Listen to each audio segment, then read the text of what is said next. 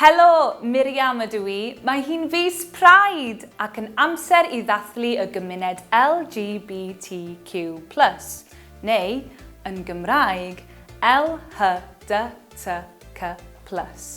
Dyma rai geiriau fydd yn ddefnyddiol yn ystod mis Pride a thu hwnt. Beth am ddechrau gyda hunaniaeth neu identity, y ffordd mae rhywun yn hunaniaethu neu identify, fel cyfeiriadedd rhywiol, sexual orientation, pwy chi'n ffansio, neu hunaniaeth rhywedd, gender identity, os wyt ti'n hunaniaethu fel dyn, menyw neu berson anneuaidd, sef non-binary.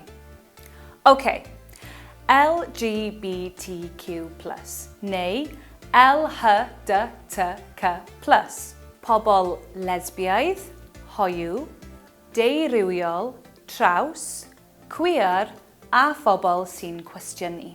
Mae'r symbol plus ar gyfer unrhyw air arall mae person yn defnyddio I ddisgrifio ei hunaniaeth.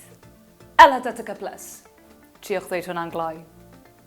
Rhagenwau, pronouns, ef neu fe, sef he, him, he, sef she, her, a nhw, sef they, them. Os dych chi ddim yn siŵr beth yw rhagenwau person, just gofynnwch. Un gair arall, balchder, sef pride, neu balch, proud. Byddwch yn falch o bwy ydych chi.